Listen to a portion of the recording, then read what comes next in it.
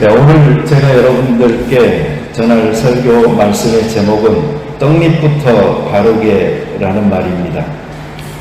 여러분, 크게 될 인물은 떡잎부터 알아본다고 사람들이 말을 합니다. 실제로 잘 구별할 수 있는 사람은 식물이나 동물도 그 어렸을 때 모습을 보면서 이것이 앞으로 어떻게 클 것이다 라는 것을 알 수 있다고 합니다. 근데 사람도 어떻게 성장할 것을 추측할 수 있다고 그래요. 우리가 싫어하는 말 중에 등신이라는 말 있잖아요. 등신. 근데 우리들은 그 말을 누가 하면 되게 싫어하는데, 근데 팔등신 그것도 되게 좋아해요. 그런 것도 우리들 사람의 어떤 그 비유를 말을 하는 것인데, 어렸을 때부터 그런 것들이 나타나기 때문에 장성한 후의 모습을 상상할 수가 있는 것이죠. 그런데 이런 생김새뿐만 아니고 아이들이 가지고 있는 그 품성이나 또 말하는 것을 통해서도 이 아이가 어떤 아이로 클 수 있을 것이다 하는 것을 상상해 볼 수 있습니다. 근데 이런 상상이 여러분들 잘 안 되시는 분들은 간단합니다. 사실은 그 아이를 보지 말고 그 부모를 보잖아요. 그러면 대충 알 수 있어요. 이 부모와 자식 간의 관계라는 게 정말로 참 신기합니다. 그래서 어찌 그리 말하는 것이나 행동하는 것이나 또 생김새까지도 닮고 똑같은지 우리가 놀랄 때가 많이 있습니다. 그래서 사람들은 아이를 어릴 때부터 잘 키우려고 노력을 많이 하죠. 어떤 분들은 그런 생각 하시는 것 같아요. 이놈 하나 잘 키워놓으면은 나도 나중에 편하다는 생각으로 투자하듯이 키우는 분도 있는 것 같고, 어떤 사람은 이놈 하나 잘못 키워놓으면은 내가 평생 고생한다는 생각으로 이 화를 면하고자 하는 마음에서 이 자식을 좀 잘 키워보려고 노력하는 사람도 있는 것 같습니다. 그런데 아무리 내가 잘 키우려고 해도요, 그 아이가 또 잘 자라야 하는 면도 있는 겁니다. 그러니까 옆에서 잘 돌보면서 키우려고 하는 그 정성, 그리고 그 아이 자신이 또 바르게 잘 자라나는 것을 통해서 우리는 균형 잡힌 사회인 또는 신앙인을 나중에 이렇게 만들어갈 수가 있는 것이죠. 그래서 부모님들이 노력을 포기하지는 마십시오. 열심히 수고를 하시는 것, 이것은 당연한 것입니다. 그런데 하나님께 맡기고 또 어느 정도 내려놓을 것은 내려놓고 그때 그 현실적인 그 아이의 성장 단계를 보면서 거기에 맞춰서 인정할 것은 하고 순종하면서 살아가는 것, 이것도 중요한 것 같습니다. 적어도 자식 키우면서요, 눈물겹게 키우는 그런 노력까지는 우리가 해야 됩니다. 그렇지만은 여러분, 피눈물 나게 노력할 필요는 없습니다. 그러면은 자기 눈에서도 피눈물 나고 다른 사람 눈에서도 피눈물 나게 하는 일이 생기죠. 그러니까 그냥 눈물 정도 날 정도로 아이들에게 열심히 관심 갖고 노력을 쏟으시는 우리들 되시면 좋겠습니다. 하나님께서는 예수님을 떡잎부터 잘 키우기 위해서 어떤 준비를 하셨을까요? 첫째로 보면은 하나님께서는 요셉과 마리아를 준비하셨습니다. 그런데 요셉과 마리아를 성경에서 표현하는 공통적인 말이 있어요. 그게 무슨 말인고 하니? 그가 의로운 사람이었더라 하는 말입니다. 왜 하나님께서는 예수님을 이 땅에 보내면서 사랑이 많은 사람이었더라, 또는 자선을 많이 베푸는 사람이었더라, 학식이 많은 사람이었더라, 따라서 인기가 좋은 사람이었더라, 이런 표현을 하면서 그 가정에다가 놓으신 게 아니고 의로운 사람이었더라 하는 것에 초점을 맞춰서 설명을 하고 있을까요? 그것은 이 구약 성경 전체의 가르침의 사실 집약이 뭐냐? 그것은 거룩함입니다. 하나님께서는 성경 많은 부분에서 여러 가지로 말씀을 하시는 것 같지만 사실은 아주 간단한 거예요. 내가 거룩하니 너희도 거룩해라. 내가 너희를 나의 친백성으로 삼겠다. 그러니 내 백성으로 너희들이 불리기에 거리낌이 없도록 깨끗함, 그 성결함을 유지해라 라는 가르침이 계속 되어져 오고 있는 것을 봅니다. 이렇게 봤을 때 하나님께서 그 의로운 사람을 얼마나 귀히 여기시며 또 우리들에게 그것을 요구하느냐 하는 것을 알 수가 있죠. 환경도 영향을 많이 미치지만 가장 기본적인 것은 부모가 자녀에게 영향을 많이 미칩니다. 그래서 좋은 부모 밑에서 자라야 자녀가 좋게 길러질 수가 있는 것입니다. 여러분, 통상 이 자녀에게 불만이 많은 부모 있죠. 자녀에게 물어보면 부모에게 불만이 많습니다. 그러니까 서로가 불만족스러운 그 가정 안에 아이들은 잘못 자라게 되기가 쉬운 거죠. 좋은 부모의 조건은 여러 가지가 있을 수 있습니다. 그러나 그 중에서도 이 의로움을 으뜸으로 우리가 알고 우리들 가정에 그 의로운 기준을 세우고 의로운 본을 보이는 우리 부모들이 되어줘야 되겠다 하는 마음을 가지고 살아야 되는 것입니다. 선과 악이 무엇인지, 옳고 그런 것이 무엇인지, 되는 것과 안 되는 것이 무엇인지를 어릴 때부터 그 부모를 통해서 학습하게 되는 것이고 그 기준이 그 사람의 평생을 가게 되는 것입니다. 저희 집에 요새 좀 난리가 나는 사건이 하나 있습니다. 조이스가 한 3, 4일 전에 어디서 개 한 마리를 사갖고 왔습니다. 어디서 한 6주 된 놈을 하나 사온 거예요. 그 소세지 고기라고. 그리고 나서 이제 키우는 건 엄마 몫인 거예요. 그래서 우리 방에다가 이 개 그 펜스 이렇게 치고요. 이제 그 안에 놔뒀는데 처음이니까 이런 거 토일렛 트레이닝을 시켜야 된다고 우리 집사람이 밤중에도 그놈을 껴안고 잡니다.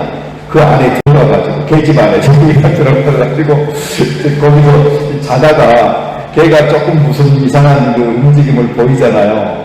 그러면 그 패드 위에다가 이를 볼 수 있도록 지금 그렇게 그 안내하는 역할을 한다고 밤에 잠도 못 자고 그래서 야, 이 개 한 마리가 완전히 사람을 피곤하게 하는구나 하는 것을 내가 요새 정말 많이 느끼고 있어요. 근데 아이들을 그렇게 키워보신 분들은 아이에게 쏟는 정성이 결국 사람다운 사람이 될 수 있도록 이렇게 그 만들기 위한 정성들 아니겠습니까? 그렇게 노력해서 한 생명이 그런 것입니다. 근데 문제는 몸만큼은 안 된다는 거죠. 바르게 커야 된다는 거죠. 근데 그 바름의 기준을 세우는 사람이 바로 어른이기 때문에 어른들이 하나님 앞에서 바르게 살고 또 겸손히 살고 순종하며 살고 여기 마리아와 요셉처럼 분별력 있는 지혜와 의로움을 가진 사람이 될 때에 아이들이 그 길을 따라서 살아오게 되는 것입니다. 근데 요즘 사실은요, 제가 이 말을 하면서도 여러분들이 별로 안 달가워할 거다라는 생각이 들어요. 왜 그런가 하니 요즘은요, 어디 가서 너 바르게 살아라, 뭐 오르게 살아라, 뭐 이런 말을 듣기가 어렵습니다. 보통 사람들이 그냥 너 그냥 행복하게 살아라, 너 잘 살면 된다, 너 네가 좋아하고 즐거워하는 일 하면서 살아라, 자유롭게 살아라, 누구 구속받지 말아라, 뭐 성공해라, 뭐 이런 말만 하지요. 정말 의롭게 살아라, 정의롭게 살아라, 바르게 살아라 하는 말들을 아이들에게 어렸을 적부터 바르게 교육시키는 부모를 잘 보지를 못했어요. 그러나 우리 믿는 사람들은 이거 정말 중요하다 하는 것을 생각을 가지고 잘 교육시킬 수 있어야 됩니다. 그럼 지금은 좀 한물간 이야기 같지만 이 숟가락 이야기로 얼마나 그 사람들이 많이 이야기했습니까? 무슨 뭐 흙수저부터 시작을 해서 금수저, 다이아몬드까지. 그러면서 사회가 막 요동칠 때 여러분 그런 거 생각하지 않았어요? 사실은 그런 게 이슈가 되는 이유가 뭐냐면은 기득권층, 그 특권층이 존재하고 있다는 거예요.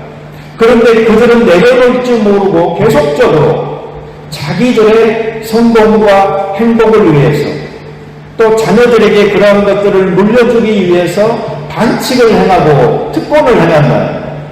그것 때문에 사람들이 분노하는 것 아닙니까? 그런데 한번 타인을 향해서 그걸 공격하려고만 하지 말고 한번 자기 자신들을 생각해 보세요. 우리 가능하면 좀 편하게 살려고 하지 않습니까?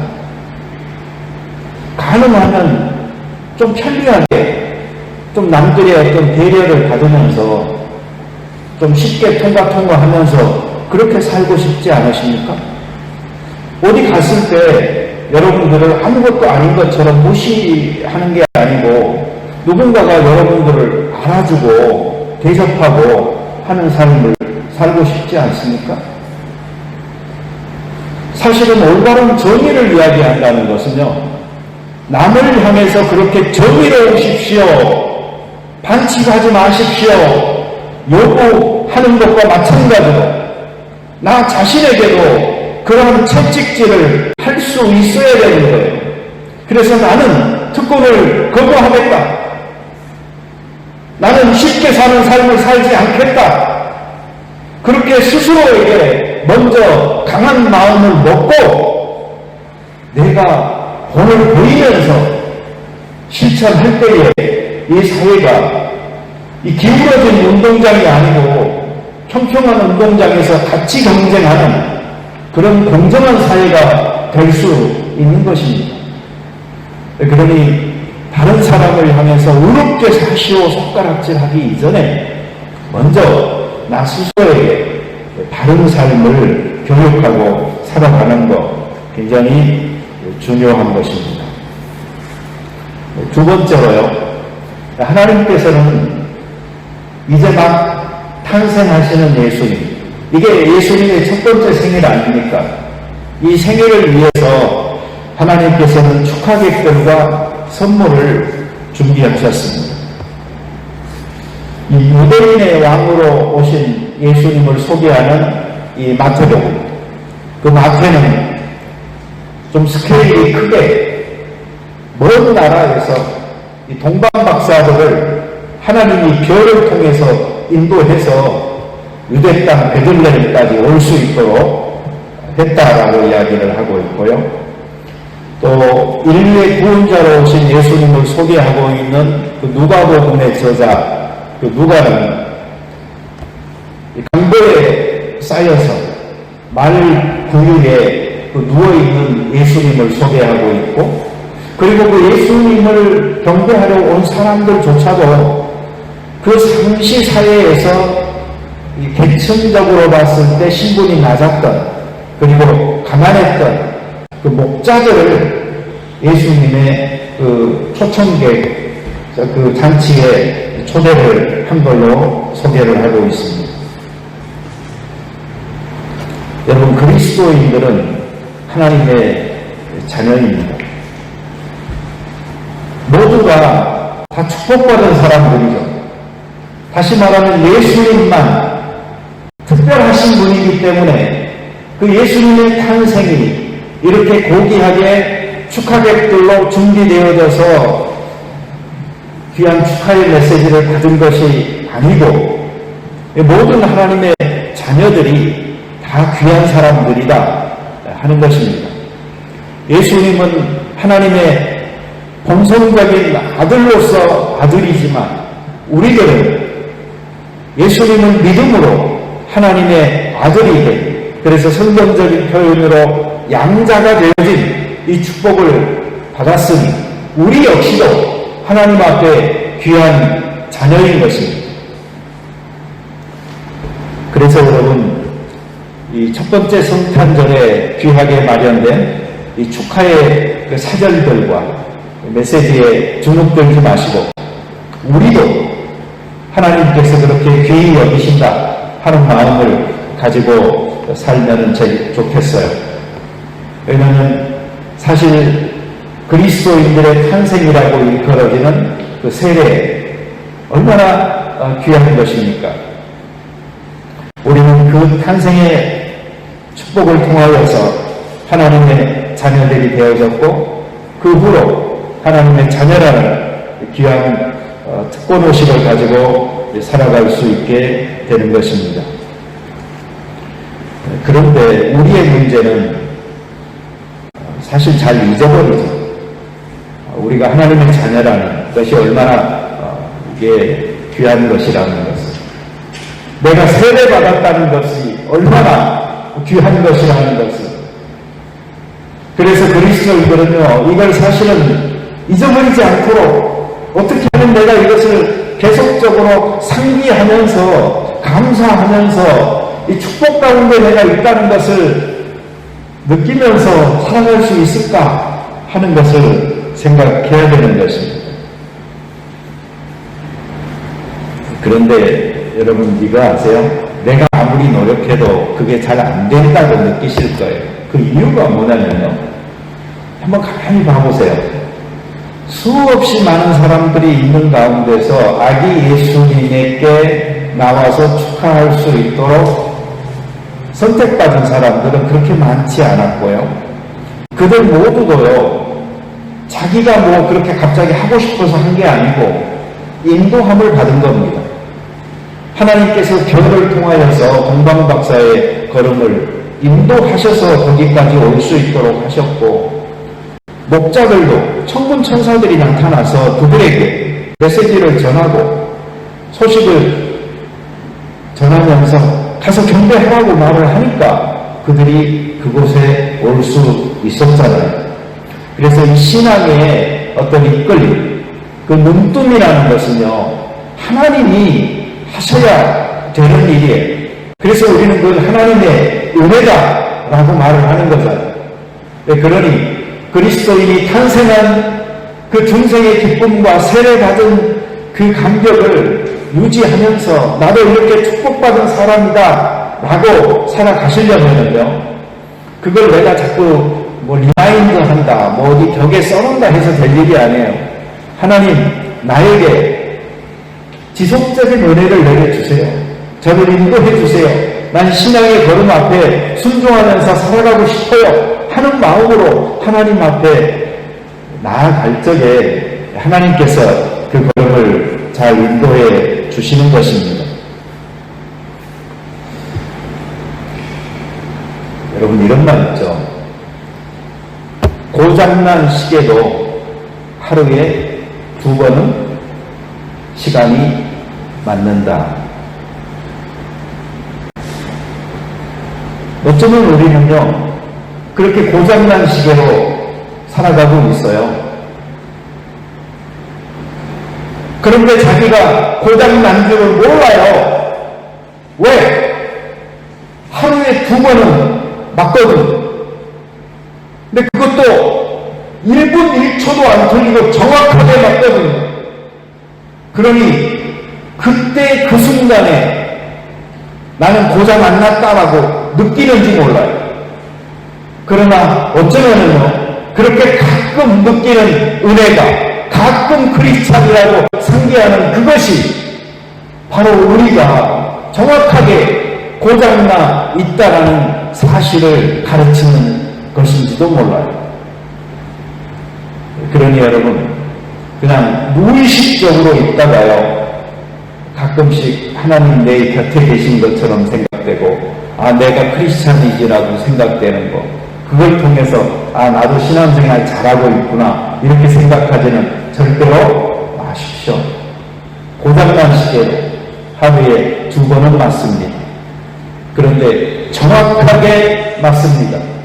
그 감에 의존해서 내가 잘 가고 있는 시계다라고 절대로 착각하지 마십시오. 신앙은 일주일 내내 하나님 잊어버렸다가 주일날 아침 되면 예배드려야지 할 때 생각나는 문제가 아닌 것이고, 평생의 삶을 그리고 하루 종일의 삶을 동행하기 원하시는 하나님과 같이 대화하면서 살아가는 문제인 것입니다.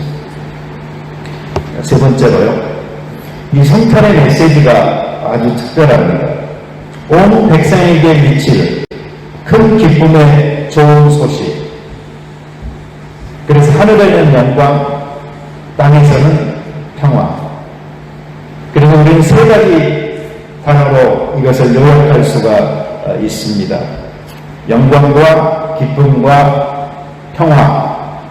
이것이 예수님의 성탄의 귀한 메시지였어요. 놀랍게도 이것은 그리스도인들에게도 주시는 하나님의 메시지입니다. 저는 이 구절들을 대하면서 이렇게 생각을 해봅니다. 너는 하나님의 영광을 위해서 살아라. 너는 나의 기쁨이다. 너에게 평화가 있기를. 이런 하나님의 그 평화에 그리고 영광과 기쁨으로 이끄시는 그 메시지가 예수님 오실 때 선포되었듯이 우리 모든 그리스도인들에게로 하나의 사명처럼 각인되어진 메시지라는 것을 잊어버리지 말아야 되겠습니다. 사실 우리는 좋은 나라 대한민국에서 태어난 사람이고 또 좋은 나라 호주에서 살고 있는 사람입니다. 요즘 쌀 사기 힘들죠. 요즘 화장지 구하기 힘들다고 그러죠. 한국은 이런 화재기가 그래도 없다고 그래가지고 세계가 놀라고 있더라고요. 근데 그 사람들이, 한국 사람들이 거기에 달아놓은 댓글을 보니까요, 뭐 별말들이 다 있어요. 뭐라고 있냐면은, 원래 우리나라는 당군 때부터 홍익인간의 정신으로 그래서 다른 사람을 널리 이롭게 하기 위한 이런 그 생각들 때문에 나만을 위해서 뭐 이렇게 안 챙긴다, 뭐 이런 말을 철학적으로 아주 늘어놓는 사람도 있고요. 어떤 사람은 너무나 실제적으로 사재기 할 필요를 못 느껴서 그냥 안 하는 것 뿐인데 이런 걸 갖고 왜 이렇게 난리지? 이런 사람도 있더라고요. 근데 사실 사재기라는 것은 굉장히 생존 본능에 근거한 이기적인 행동이거든요. 그런데 그러한 것이 좀 안 나타난, 그래도 한국이 갑자기 요즘은 자랑스러운 그런 때입니다.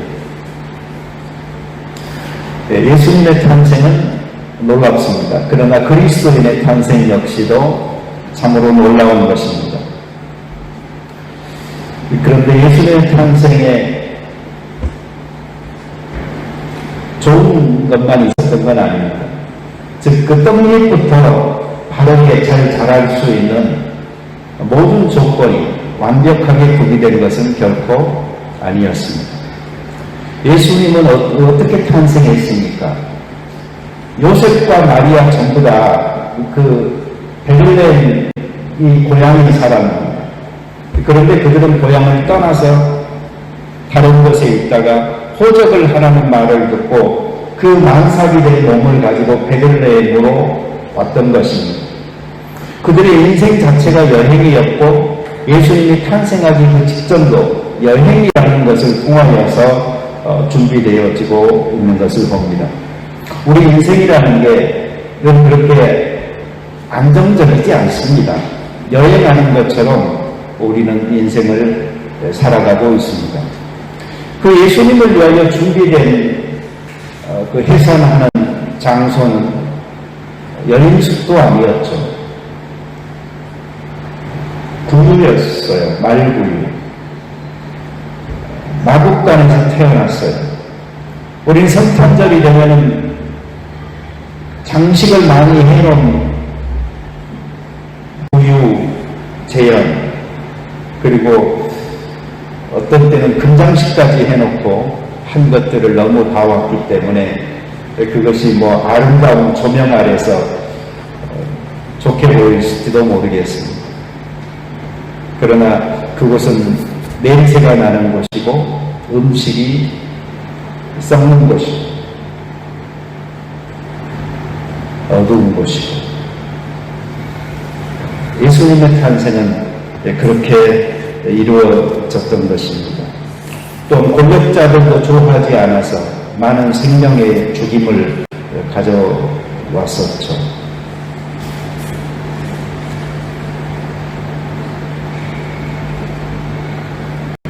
세상의 구주라고 하기에는 너무나 보잘것없는 그런 환경 속에서 예수님이 태어났던 것입니다.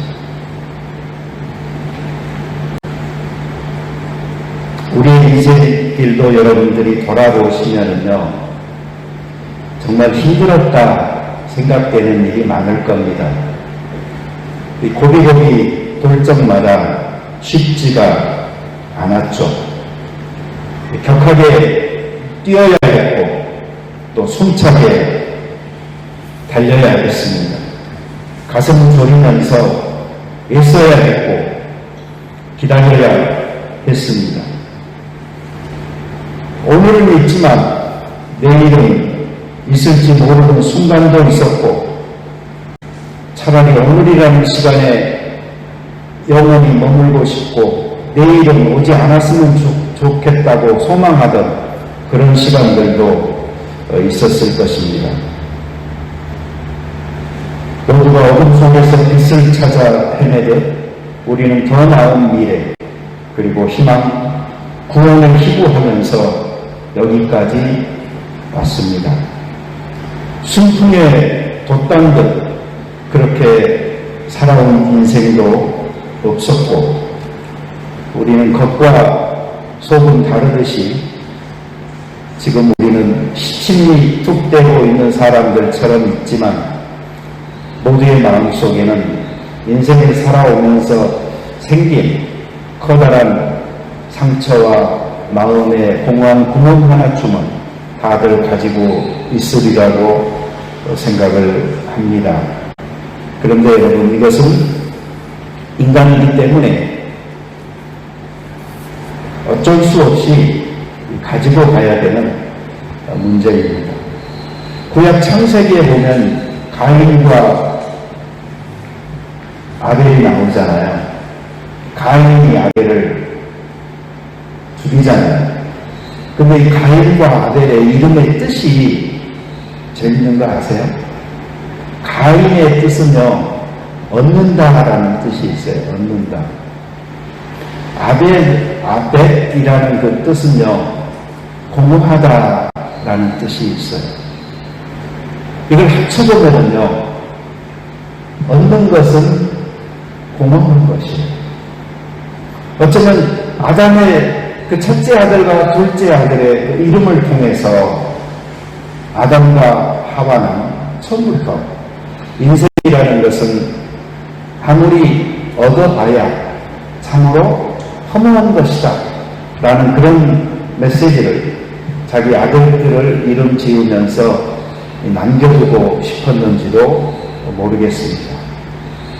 우리가 살면서 많이 발버둥치고 많이 노력하고 또는 나도 누려보고 또 내 자녀들에게도 안정적인 삶의 기반을 출발할 수 있도록 도와주고 물려주기를 원하지만 인생은 공허한 것입니다.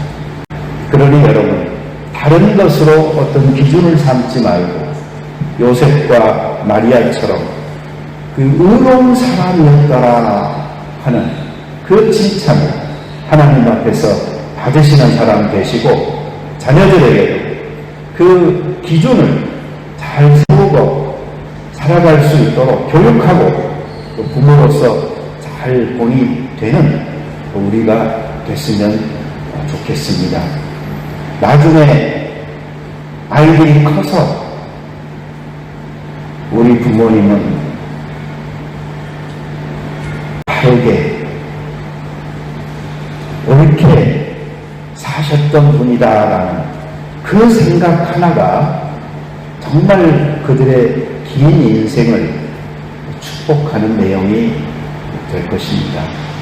시간 같이 기도 드리겠습니다. 자비로운 주님, 감사합니다. 예수 그리스도의 탄생을 통하여서 이 땅에 하나님의 영광이, 그리고 기쁨이, 그리고 평화가 가득하기 원하시는 메시지를 주신 것을 감사합니다. 예수님뿐만 아니고 그의 자녀된 모든 우리들에게도 양자들로서 이 주제들을 끌어안고 살아갈 수 있도록 삶의 방향을 가르쳐 주시니 감사드립니다.